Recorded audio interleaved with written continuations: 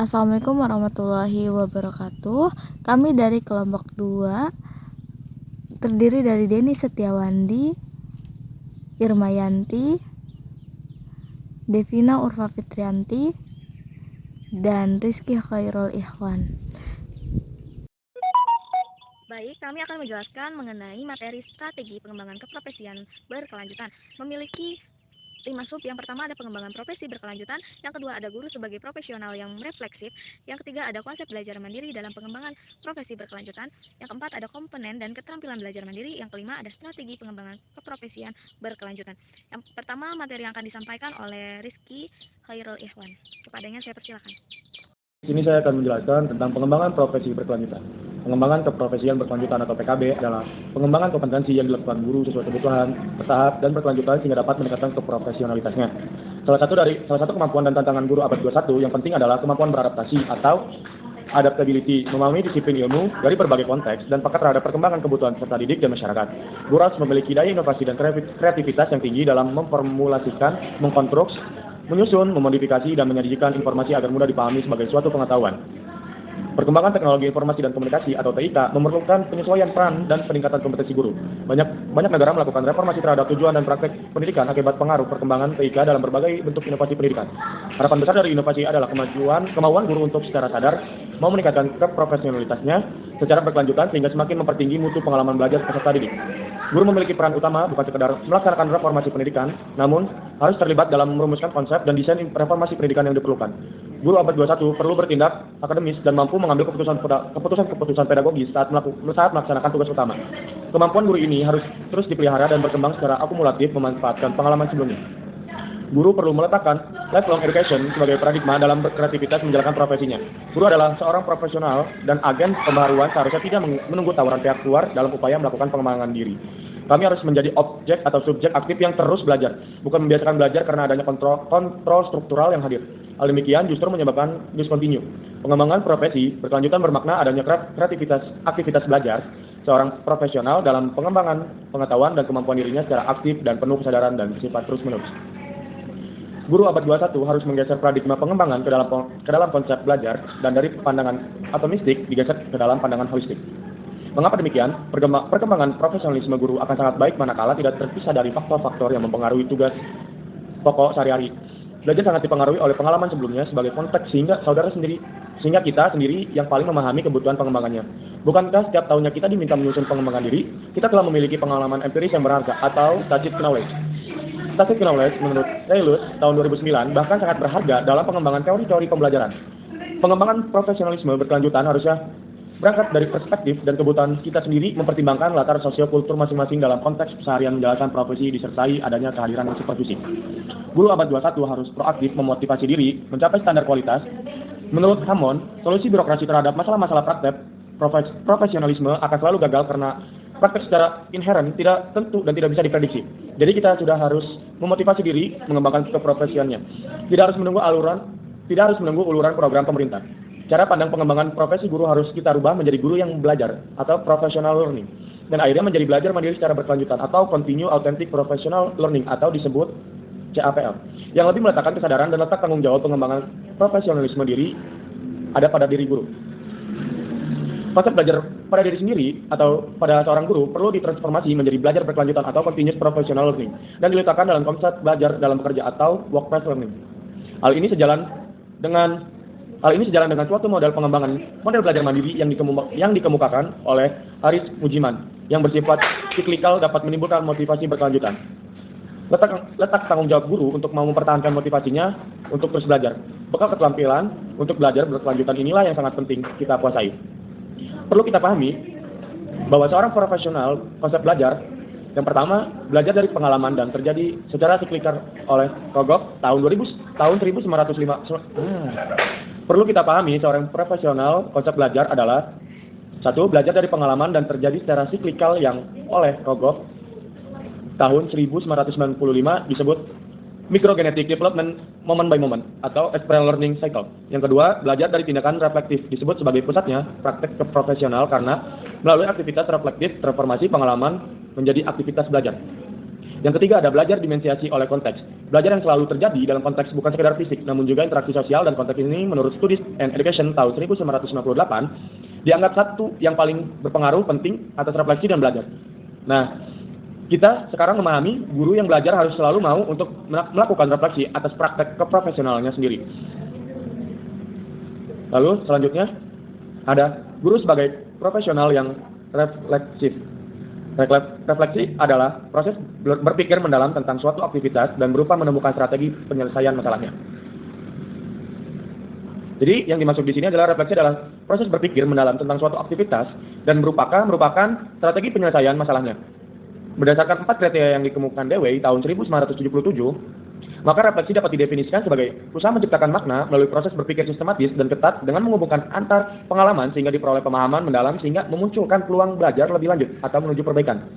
Guru adalah pemikir yang reflektif atau reflective thinker, khususnya berkaitan dengan tugas pokok guru yang sudah dijalankan.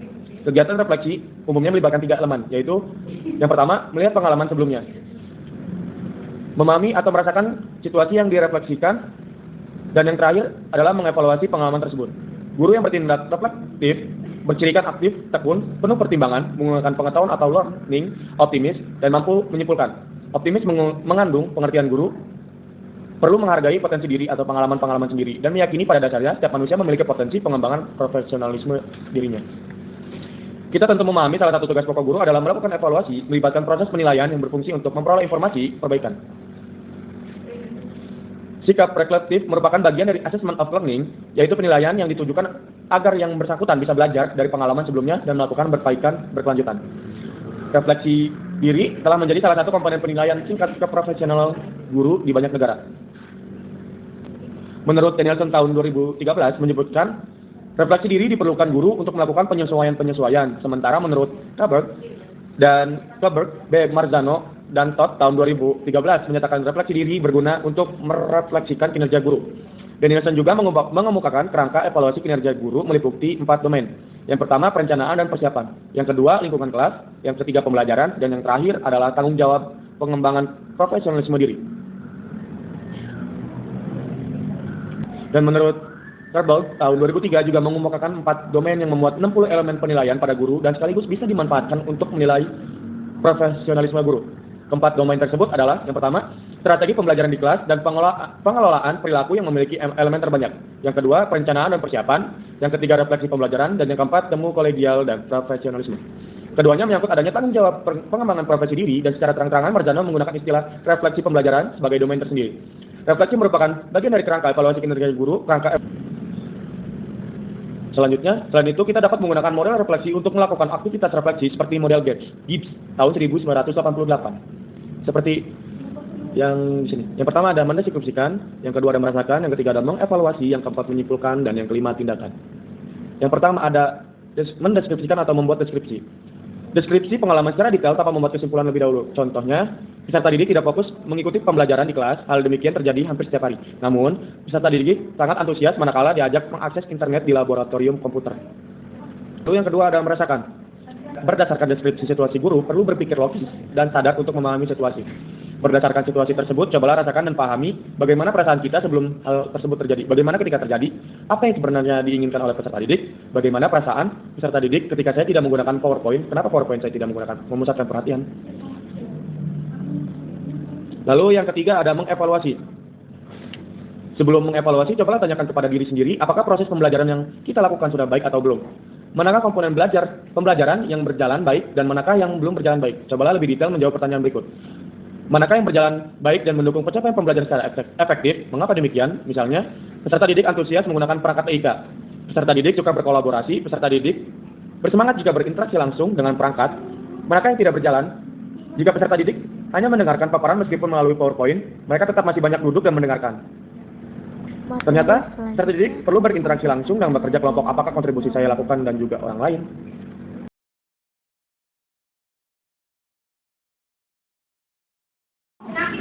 Di sini ada yang 4 yaitu tahap analisis. Tahap analisis sebenarnya saudara telah belajar dari situasi, menilai hal yang positif dan hal yang negatif.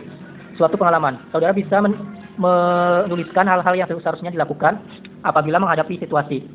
Contoh berdasarkan situasi, seharusnya saya mengembangkan model-model pembelajaran yang mengintegrasikan TIK di dalam kelas, namun melibatkan peserta didik untuk aktif berinteraksi dengan media.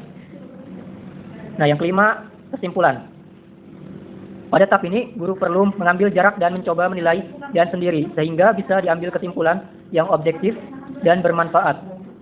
Pertanyaan-pertanyaan berikut dapat membantu untuk menarik kesimpulan. Yang pertama itu, aktivitas apa saja yang memerlukan pencapaian tujuan pembelajaran. Misalkan contoh jawabannya itu dengan diterapkan model pembelajaran berbasis TIK, peserta didik lebih aktif, namun tetap bisa bekerja sama dengan kelompok. Nah, yang kedua itu aktivitas apa saja yang berdampak negatif terhadap pencapaian tujuan pembelajaran. Contohnya itu apabila peserta didik tidak berinteraksi langsung dengan media dan tidak disertai aktivis nyata. Yang keempat, tindakan apa yang perlu saudara lakukan apabila menghadapi situasi tersebut. Contohnya itu saya perlu menerapkan model pembelajaran yang mengintegrasikan TIK namun menempatkan peserta didik sebagai subjek aktif mengonstruksi pengetahuan. Nah, yang keempat, keterampilan apakah yang perlu saudara kuasai untuk dapat menghadapi situasi tersebut?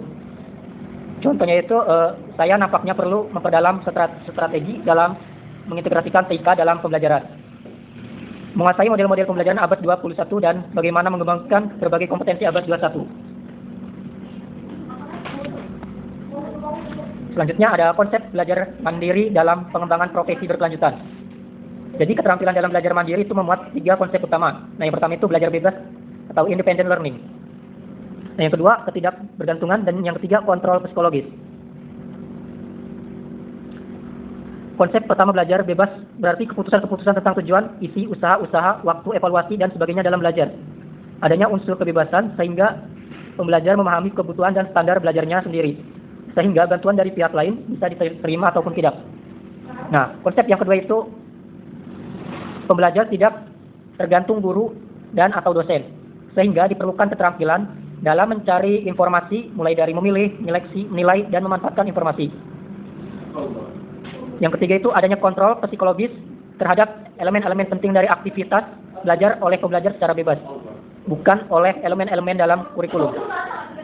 Efektivitas belajar mandiri dapat digambarkan dalam 2 atribut psikologis, yaitu berkaitan dengan kepribadian dan berkaitan dengan kognitif. Atribut kepribadian adalah faktor dalam upaya mengawali belajar mandiri.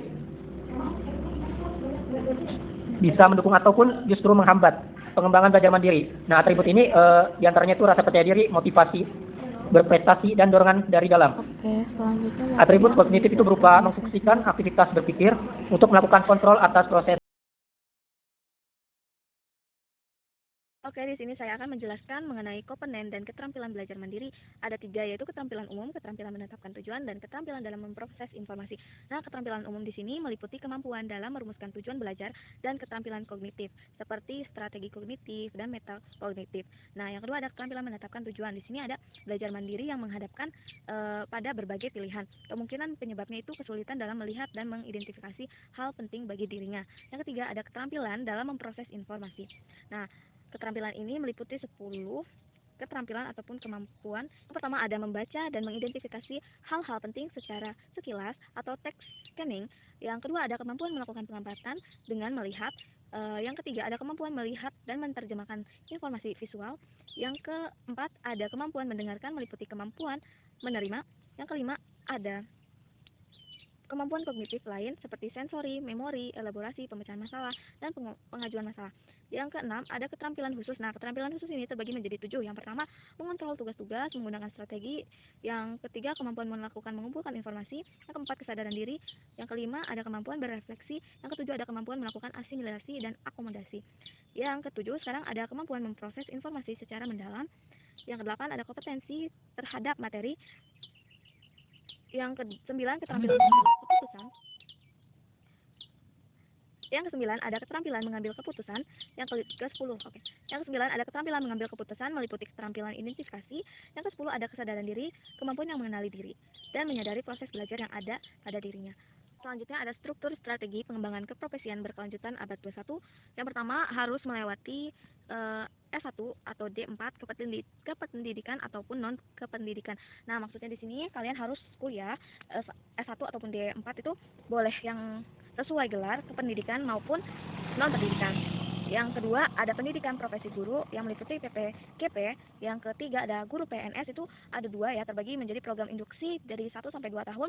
Yang kedua ada prajabatan. Nah, di sini setelah program induksi dan prajabatan ini kalian sudah menjadi guru PNS 100%. Setelah itu kalian mengikuti UKG, PKG dan evaluasi diri.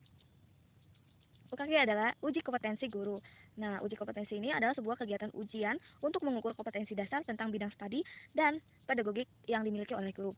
Yang kedua ada PKG. PKG adalah penilaian dari tiap butir kegiatan tugas utama guru dalam rangka pembinaan, karir, dan kepangkatan. Selanjutnya evaluasi diri. Setelah kalian diuji, dites segala macam dari pemerintah, kalian bisa tahu mana kekurangan kalian bisa memperbaiki diri di evaluasi diri. Nah, selanjutnya ada SKP.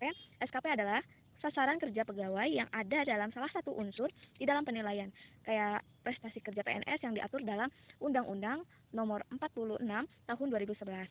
Nah, selanjutnya ada guru pembelajar. Guru pembelajar adalah tempat bagi guru untuk mengikuti berbagai diklat yang telah disediakan oleh pemerintah. Nah, diklat di sini programnya itu bisa dimanfaatkan untuk yang belum lulus dari UKG. Lanjut, habis setelah guru pembelajaran ada PPK. Nah, PPK di sini adalah penguatan pendidikan karakter. Nah, gerakan pendidikan di sekolah untuk memperkuat karakter siswa melalui harmonisasi olah hati, oleh pikiran, olahraga, dan lain sebagainya. Setelah itu kalian bisa menjadi sudah teruji ya, jadi UKG dan PKG lagi. Jadi pengembangan karirnya itu melalui tahap ini. Selanjutnya akan dibacakan oleh Teh Ilma. Baik, untuk selanjutnya yaitu komponen pengembangan keprofesian berkelanjutan atau PKB. Yang pertama itu ada pengembangan diri, kemudian ada publikasi ilmiah, dan yang ketiga ada karya inovatif. Nah, untuk pengembangan diri ini merupakan upaya-upaya guru dalam rangka meningkatkan profesionalitasnya. Nah, diakui profesional apabila memiliki penguasaan 4 kompetensi secara utuh. Kemudian yang kedua mampu melaksanakan tugas-tugas pokok dan tugas tambahan yang relevan dengan fungsi sekolah atau madrasah. Yang ketiga, mampu melaksanakan pengembangan keprofesian berkelanjutan. Nah, pengembangan diri dilakukan melalui 2 cara. Yang pertama, diklat fungsional, yang kedua kegiatan kolektif.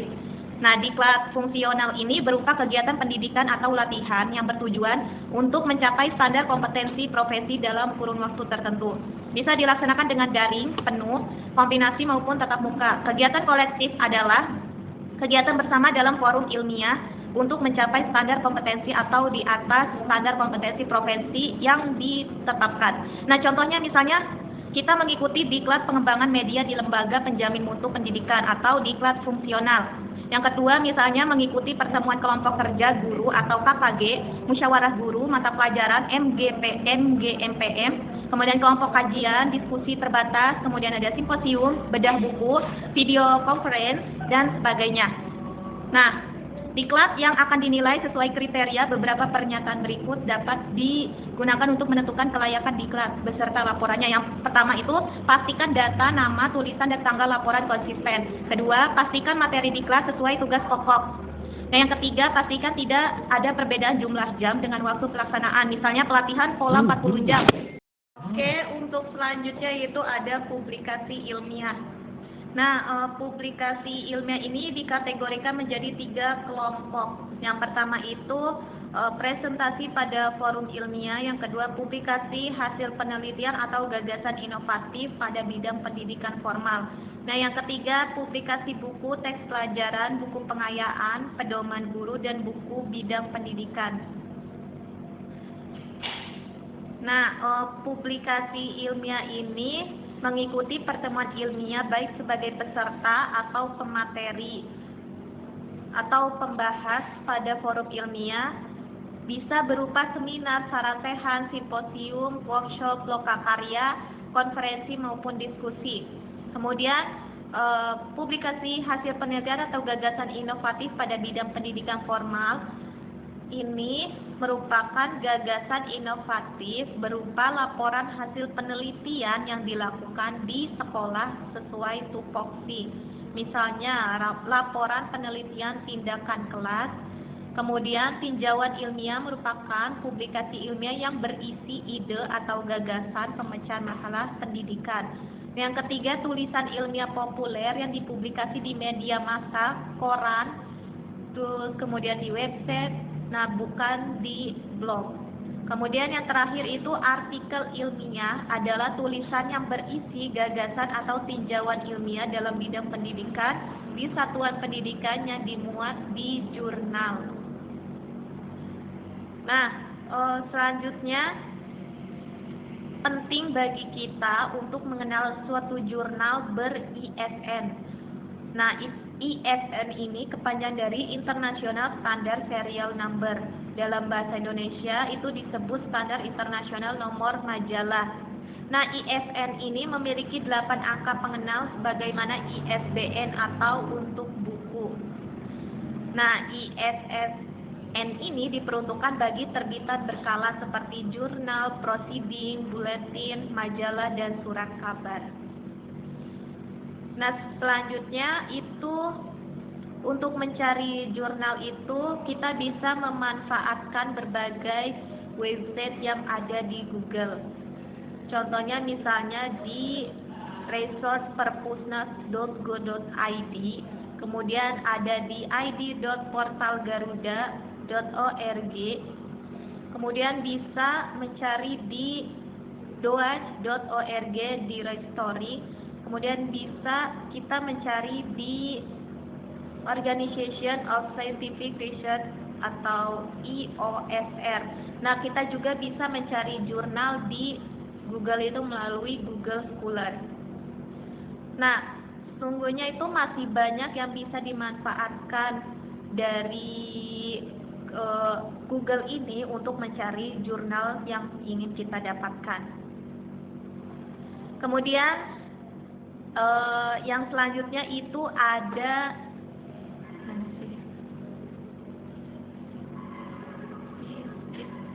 karya inovatif. Nah, karya inovatif ini bisa berupa penemuan baru, hasil pengembangan atau hasil modifikasi sebagai bentuk kontribusi guru terhadap peningkatan kualitas pendidikan. Nah, karya inovatif ini dikategorikan menjadi dua, yaitu menemukan teknologi tepat guna, karya sains atau teknologi, misalnya multimedia pembelajaran interaktif, kemudian ada model pembelajaran interaktif, kemudian ada alat atau mesin yang bermanfaat, menemukan bahan baru untuk keperluan bidang pendidikan atau kemasyarakatan. Nah, kemudian selanjutnya itu menemukan atau menciptakan karya seni, misalnya seni sastra atau novel, kumpulan cerpen, kumpulan puisi, naskah, drama atau teater atau film. Nah, seni kriya misalnya benda, souvenir, kriya kulit, kriya logam, kriya keramik, dan sebagainya. Nah, baiklah itulah berbagai yang bisa kita kembangkan untuk mengembangkan keprofesian kita sebagai seorang guru. Perlu diingat yang pertama itu pengembangan diri, kemudian ada karya inovatif, kemudian ada publikasi ilmiah. Baik, untuk selanjutnya akan saya kembalikan kepada moderator kita. Oke, sekian dari presentasi kami. Kurang lebihnya mohon maaf. Wassalamualaikum warahmatullahi wabarakatuh.